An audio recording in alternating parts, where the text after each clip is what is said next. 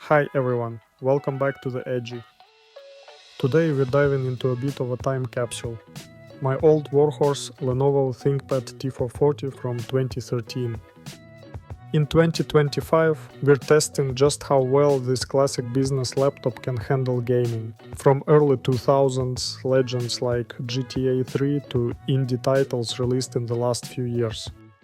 Can it still keep up? Let's find out.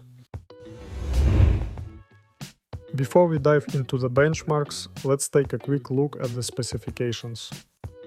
Processor Intel Core i5-4300U, a dual-core 4-thread processor with a base clock of 1.9 GHz and turbo boost up to 2.9. Graphics integrated Intel HD graphics 4400, nothing fancy, but let's see what it can do. Memory 8 GB of DDR3 running at 1600 MHz, but only in single-channel mode. Storage a 512 GB SATA SSD, which should help with load times. Now, let's be real. Surviving on a dual-core 4-thread CPU in 2025 is rough. It's not impossible, but you're definitely pushing it. The 4300U is pretty efficient for what it is, but it's still an ultra-low power chip from a different era. And the HD 4400 isn't terrible for integrated graphics. But here's the real kicker. Single-channel RAM absolutely tanks gaming performance. Without dual-channel memory, the GPU is starved for bandwidth, and that kills your frame rates in a lot of games. So, can you actually game on this thing in 2025? Well, we're about to find out. But first, let's throw it into some synthetic benchmarks and see what we're working with. Before we jump into the tests, please don't forget to like, subscribe and leave a comment. It really helps us keep going and brings more content your way. Alright, let's start checking benchmarks with AIDA64 cache and memory benchmark. Memory bandwidth is crucial for both the CPU and iGPU, especially since this system runs in single-channel mode. And yeah, the numbers reflect that limitation. Read speed 9700 MB per second. Write 9200 MB per second. And copy around 10,000 MB per second. Latency is 139 nanoseconds. AIDA64 GPU. We're looking at memory and computing performance for the Intel HD 4400 graphics. Here's what we got. Memory read speed hits 4.4 GB per second, while write speed is 4.3 GB per second. Not bad for old integrated graphics. Copy speed is 9 GB per second. In terms of floating point operations, single precision performance is 308 gigaflops, while double precision is 25 gigaflops. Integer calculations hit 34 giga operations per second on 24-bit operations. Overall, these are expected numbers for a Haswell-era integrated graphics unit. Fine for basic tasks, but miles behind modern integrated graphics. Next, we've got the WinRAR benchmark, which tests CPU and memory performance in file compression tasks. The CPU manages 1.5 megabytes per second. To put that in perspective, modern mid-range CPUs can hit 10 megabytes per second or more, meaning this system is way behind when it comes to file compression and decompression workloads. Time for one of the most important tests. Cinebench R23. This gives us a raw multi-core CPU performance score, and yeah, it's not great. The i5-4300U scores just 413 points in multi-core. This confirms what we already expected. This CPU is seriously weak for anything demanding like rendering, 3D work, or even some multitasking. Moving on to Geekbench 6, which gives us both CPU and OpenCL performance scores. Single core score 247, and multi-core score 509. And for OpenCL, Intel HD 4400 scores 2187 points. Finally, let's check Corona benchmark, which tests CPU rendering performance. And yeah, this is painfully slow too. Our CPU scores just 108,380 rays per second. In comparison, a Ryzen 5 3600 scores over 3 million rays per second. That's an insane difference, meaning this laptop is completely useless for any kind of serious rendering workloads. But hey, at least it still works, right? So, what's the takeaway? The i5 4300U was fine back in 2013, but in 2025 it's barely hanging on. Alright, next up, let's see what games we can actually run on this laptop. This should be interesting.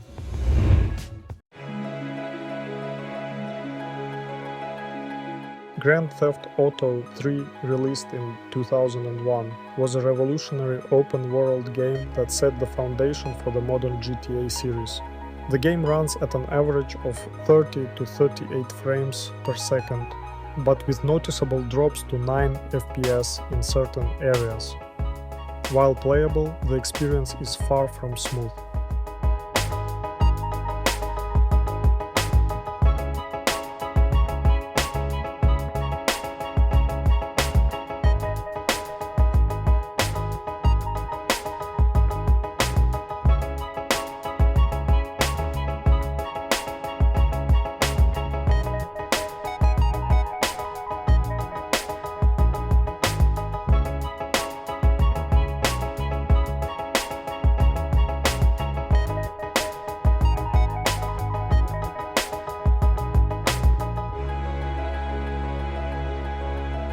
Grand Theft Auto Vice City. Performance ranges from the mid-30s to low 50s FPS depending on the scene. The gameplay is generally decent, but there are occasional dips down to 20 FPS.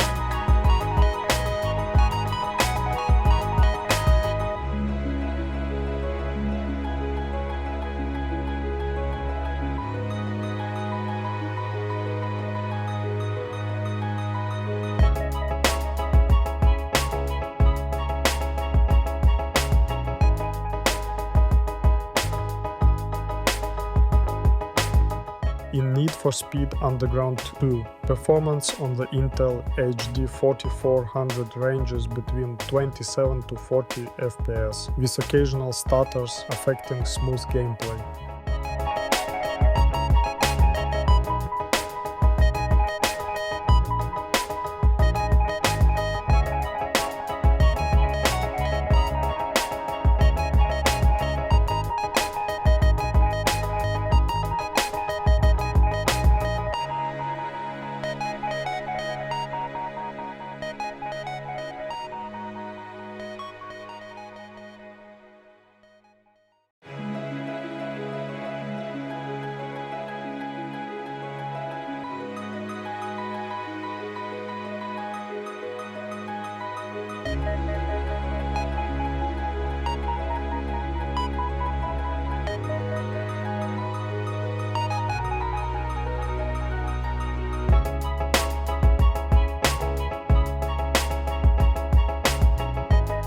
At 640 to 480 resolution with low settings, Need for Speed Most Wanted runs between 27 and 35 frames per second.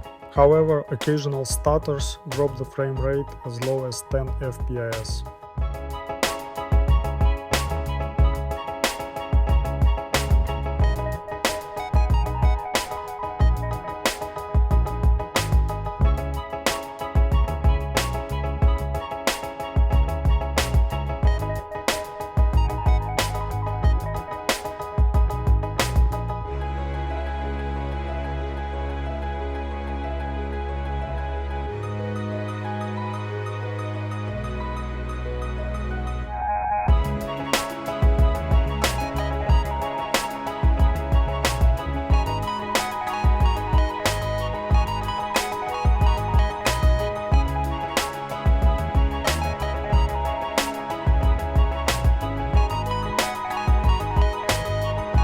At 1024 by 768 resolution with low settings, Crysis runs between 24 and 40 frames per second on this config.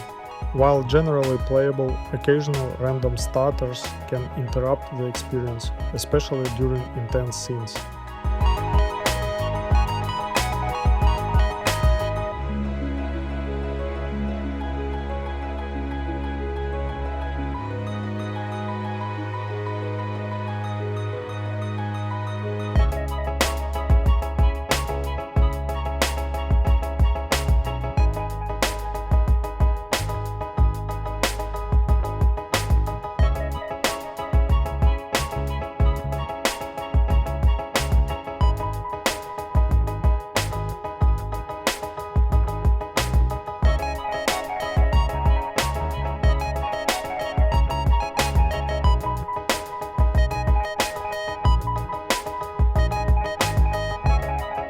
Stalker Clear Sky runs at 20 to 25 frames per second, with drops to 10 FPS, making the experience far from comfortable and quite difficult to play smoothly.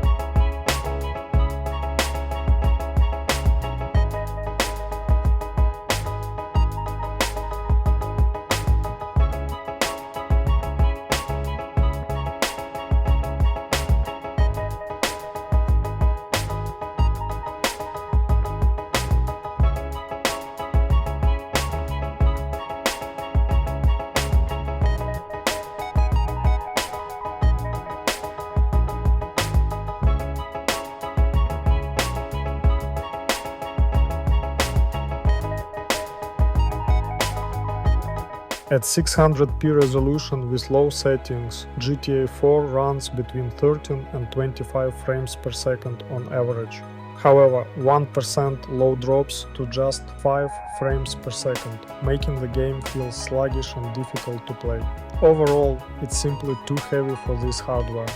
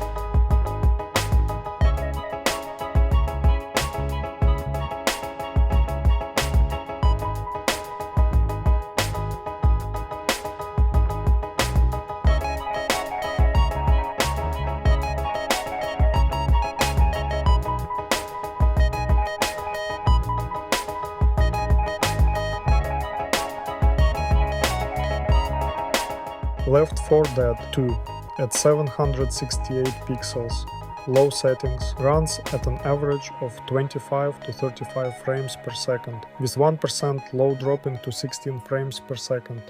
The game is playable, but occasional dips can be noticeable.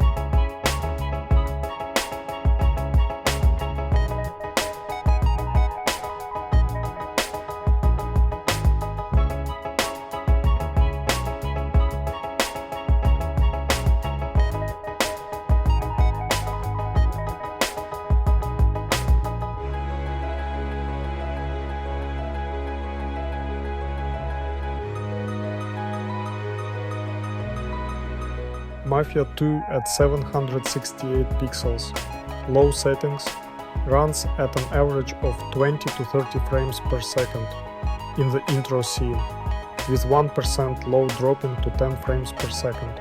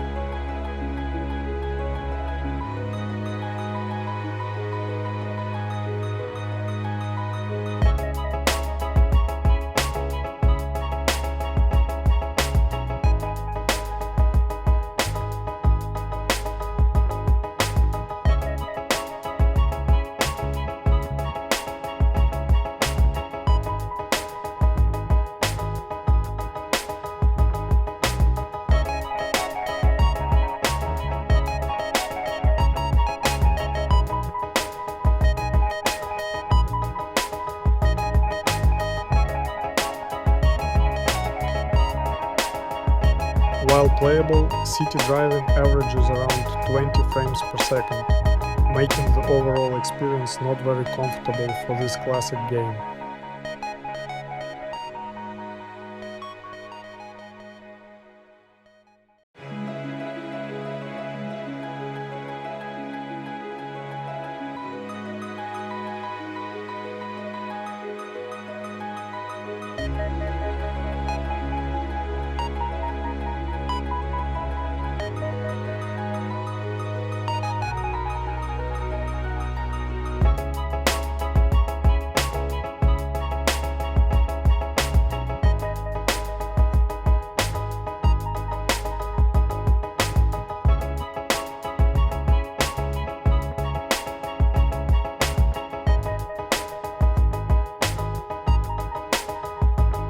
StarCraft II at 720 pixels, low settings, runs at an average of 45 to 55 frames per second, with 1% low at 24 FPS. Overall, not bad for a real-time strategy game on this hardware.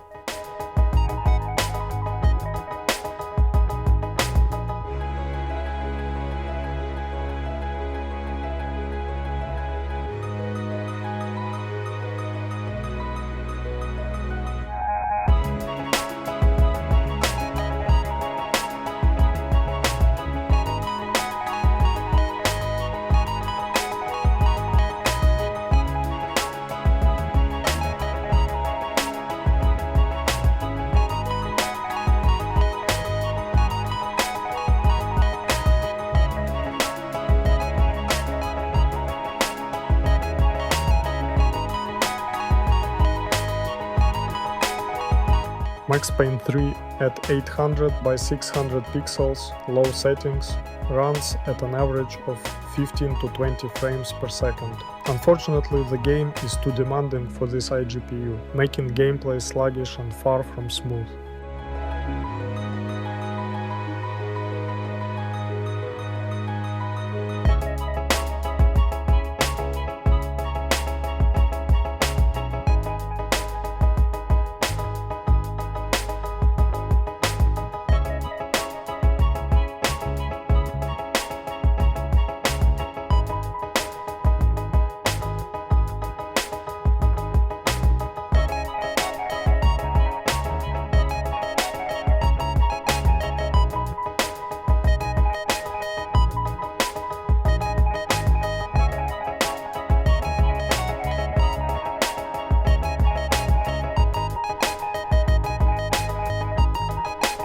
Factorio at low to medium settings runs at an average of 45 to 60 frames per second, with occasional drops to 30 frames per second.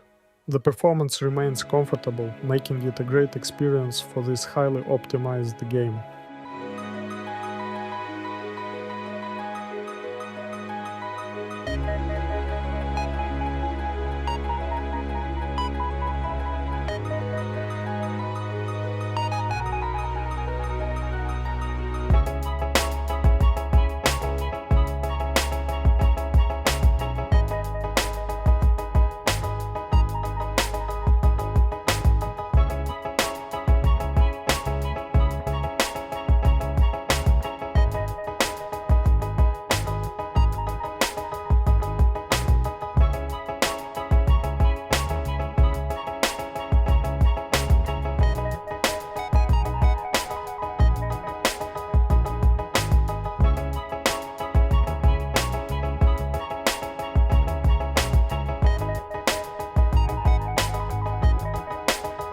House flipper at 640 by 480 pixels. Very low settings. Runs between 15 to 25 frames per second with not stable performance.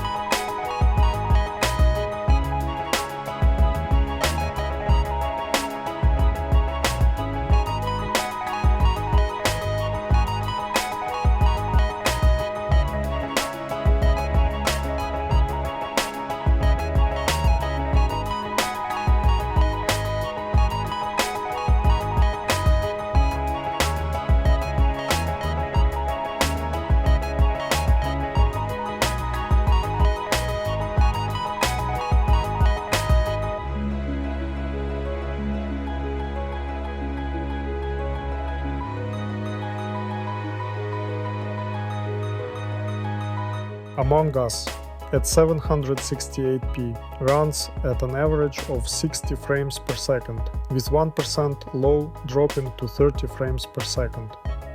Unfortunately, I couldn't connect to a real game to test online performance.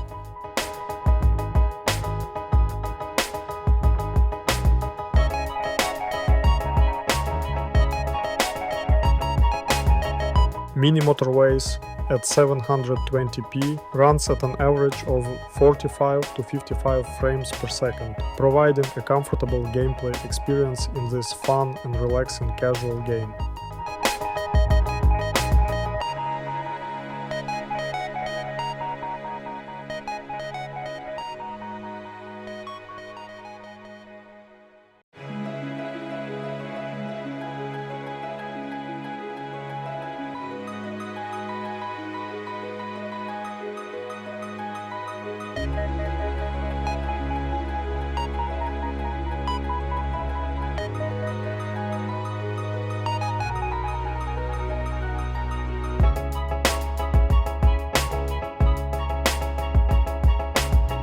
Cozy Grove at 768 pixels runs at an average of 25 to 30 frames per second, which is pretty comfortable for this game.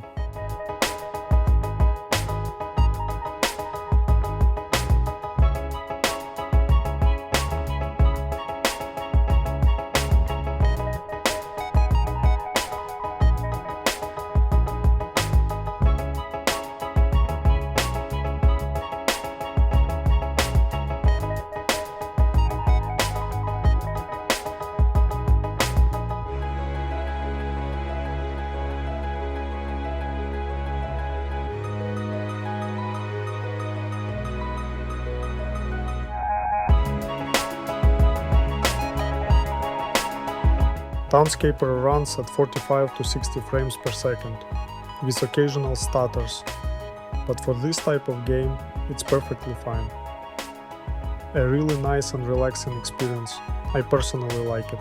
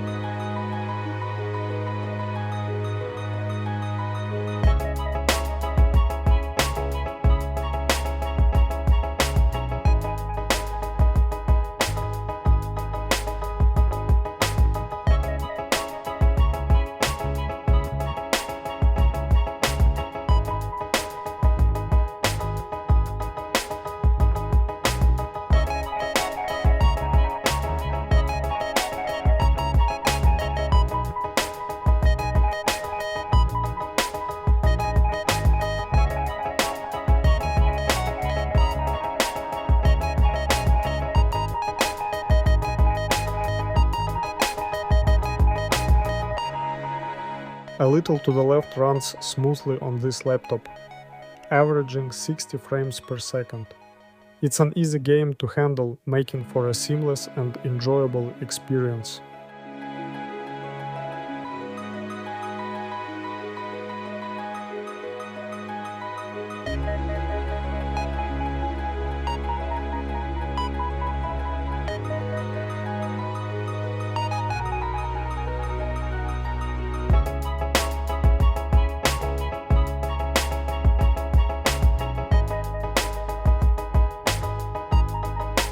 Animal shelter at 800 by 600 pixels with very low settings struggles to run at more than 15 frames per second. Unfortunately, the performance makes it unplayable on this system.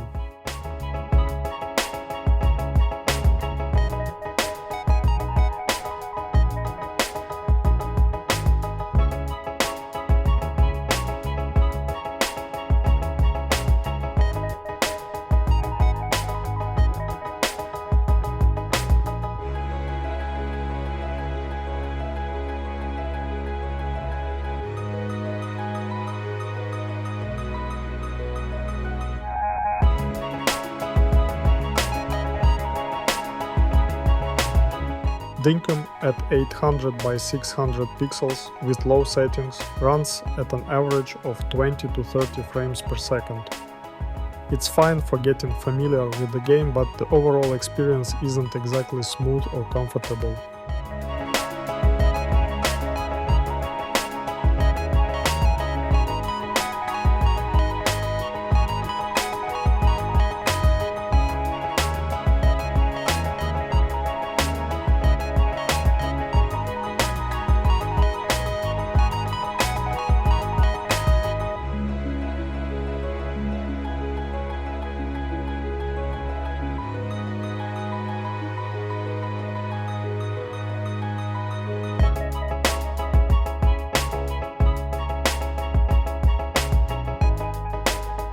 Dorfromantik at 720 pixels, low settings, runs at a stable 30 frames per second. The gameplay feels pretty normal and smooth for this relaxing game.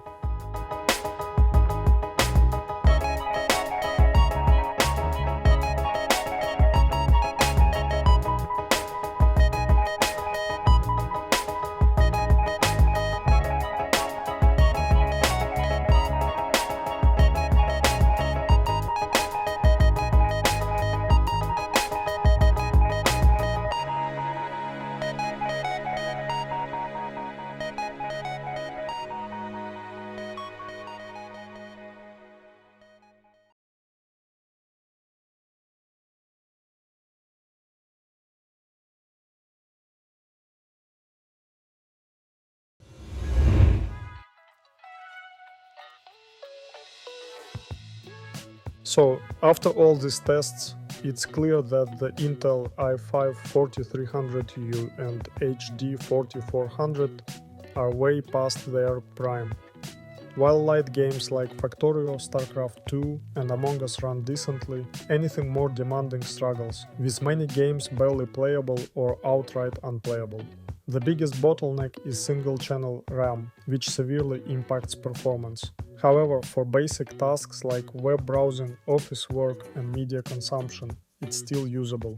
But if you're looking for smooth gaming in 2025, it's definitely time for an upgrade.